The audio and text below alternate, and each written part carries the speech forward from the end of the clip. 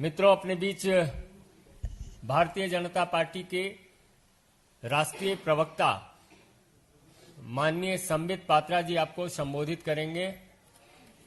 मेरा सादर अनुरोध है डॉक्टर पात्रा जी से कि आपको संबोधित करें।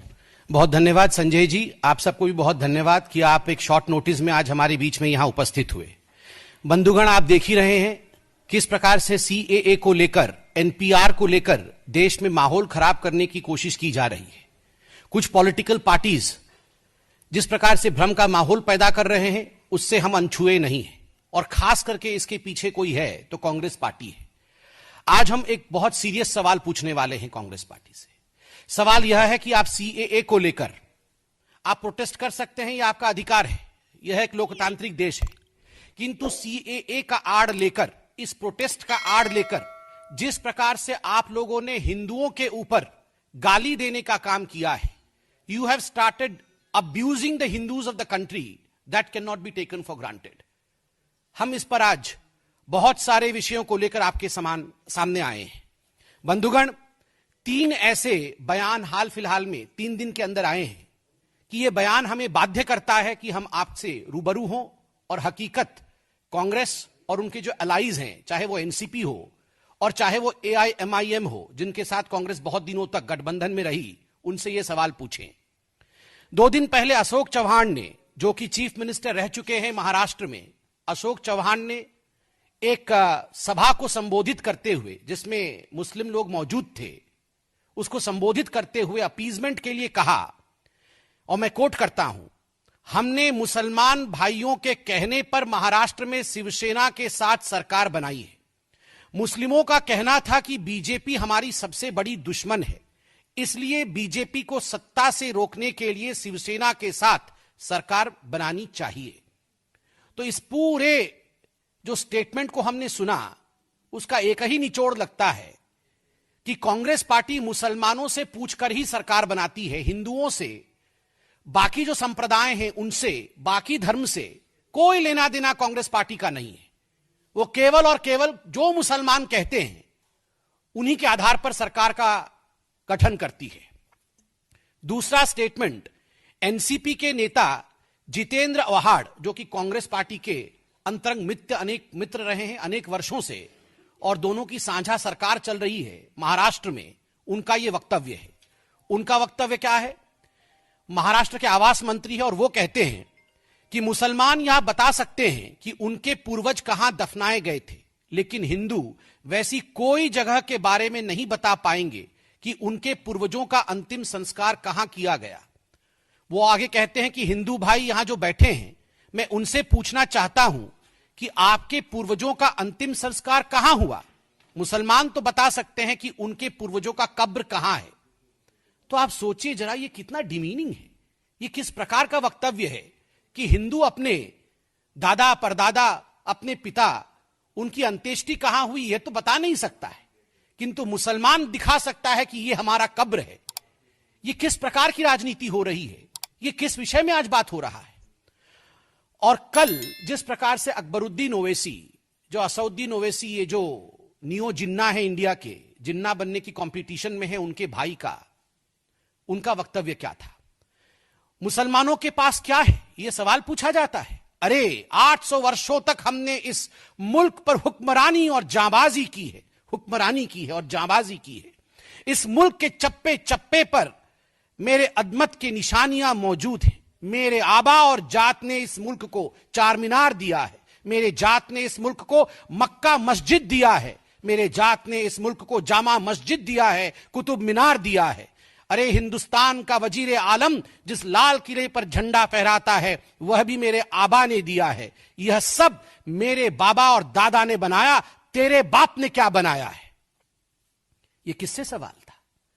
ये जामा मस्जिद आपके दादा ने बनाया, आपके आबा ने, आपकी जात ने बनाया। ये मस्जिद, दूसरी मस्जिद की बात होती है मक्का मस्जिद, ये आपके आबा ने बनाया। ये लाल किला आपके आबा ने बनाया, और हमारे बाप ने क्या बनाया? ये हमारा कौन है? ये आप किससे सवाल पूछ रहे हैं? मैं बताता हूं, हमारे दादा ने, हमारे परदादा ने क्या किया। हमारे दादा ने, हमारे परदादा ने इस देश को सहिष्णु बनाया। हमारे दादा ने, हमारे परदादा ने इस देश को विराट बनाया, क्षमतावान बनाया, गरिमावान बनाया, धर्मनिरपेक्ष बनाया, और आप इस प्रकार की भाषा का प्रयोग कर रहे हैं कि केवल और केवल आप क्या बोल रहे हैं? ये कि आप बोल रहे हैं कि हमने हुक्मरानी की और जाबाजी की। ये जो इन्वेडर्स आए थे, जिस प्रकार से वो यहां रौंद के चले जा रहे थे, वो जाबाजी थी। ये जो कहा जा रहा है कांग्रेस की तरफ से, अशोक चौहान की तरफ से, कि आप मुसलमानों से हम पूछ के यहां पे सत्ता चलाते हैं, क्यों? हिंदुओं ने गुनाह किया है, सिखों ने गुनाह किया है, जैनियों ने गुनाह किया है, पारसियों ने गुनाह किया है, ईसाइयों का क्या गुनाह है? ये तो वैसे ही है जैसे मनमोहन सिंह कहते हैं कि इस देश के सभी संसाधनों पर अगर पहला हक किसी का है तो वो मुसलमानों का है। यह अगर वोट बैंक की पॉलिटिक्स नहीं है तो यह क्या है? यह किस प्रकार का प्रेम केवल मुसलमानों के प्रति है? और मैं आज कुछ ऐतिहासिक यहां होगा, हम कुछ दिखाएंगे और कांग्रेस का नामांकन भी करेंगे, मगर मैं कुछ कागज दिखाना चाहता हूं और कुछ एक सारिणी, एक क्रोनोलॉजी दिखाना चाहता हूं। 11 जुलाई 2018 राहुल गांधी ने साफ कहा, हां कांग्रेस मुसलमानों की पार्टी है।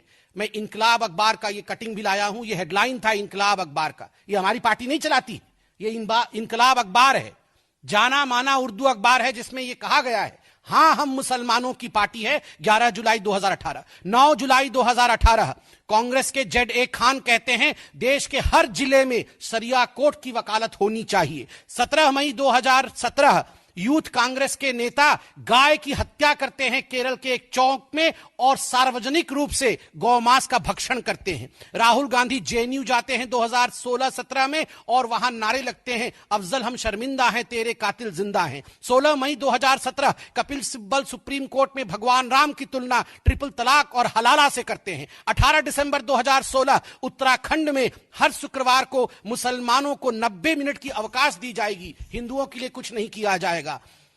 आप याद करिए, उसके बाद सिद्धरमैया ने अपने शासनकाल में 20 RSS के कार्यकर्ताओं की हत्या की जांच करने से इनकार कर दिया था। जाकिर नायक का कांग्रेस पार्टी से किस प्रकार का संबंध था? ये वही जाकिर नायक है जो आतंकवादियों को बढ़ावा देता है। जाकिर नायक से सोनिया गांधी जी ने कांग्रेस के लिए डोनेशन लिया था। 22 दिसंबर 2013 मुजफ्फरनगर के दंगा पीड़ित हिंदुओं से नहीं, सिर्फ मुसलमानों से मिलने राहुल गांधी गए थे। 2013 सुशील कुमार सिंधे ने भगवा आतंकवाद गढ़ा था। 2010 अजीज बर्नी की किताब 26/11 RSS द्वारा प्रायोजित दिग्विजय सिंह ने इसे रिलीज किया था। 20 जुलाई 2009 राहुल गांधी ने अमेरिकी राजदूत टिमोथी J. रोमर से कहा था कि देश को अगर सबसे बड़ी संकट किसी से है तो वो भगवा आतंकवाद से है। 2008 सुप्रीम कोर्ट में कांग्रेस ने कहा राम सेतु को हम नहीं मानते हैं, उसके अस्तित्व में कांग्रेस को विश्वास नहीं है। 2008 में समझौता एक्सप्रेस विस्फोट में कांग्रेस के शीर्ष नेतृत्व ने हिंदू आतंकवाद पे उंगली उठाया था।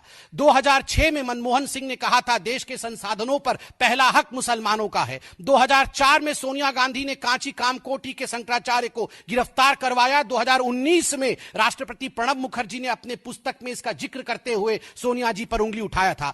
1987 में राजीव गांधी ने साहबानों के केस को पलट दिया था। 1951 में कॉमन सिविल कोड पर किस प्रकार से बाबा साहब के प्रस्ताव को नेहरू जी ने ठुकरा दिया था। 1971 में जवाहरलाल नेहरू ने डॉक्टर राजेंद्र प्रसाद को सोमनाथ मंदिर जाने से मना किया था। 1949 में अयोध्या में राम मंदिर का विरोध किया जो आज तक नहीं बन पाया था। 1947 में सोमनाथ मंदिर के पुनर्निर्माण का पंडित जवाहरलाल नेहरू ने विरोध किया था। 1946 में जवाहरलाल नेहरू ने वंदे मातरम को राष्ट्रगान बनाने का विरोध किया था। बंधुगण 1946 से 2020 तक एक बात सिद्ध होता है और आज भारतीय जनता पार्टी 22 जनवरी 2020 को डिक्लेयर करती है कि फ्रॉम नाउ ऑनवर्ड्स अब से कांग्रेस पार्टी को इंडियन नेशनल कांग्रेस INC नहीं MLC बोलना चाहिए। MLC माने मुस्लिम लीग कांग्रेस।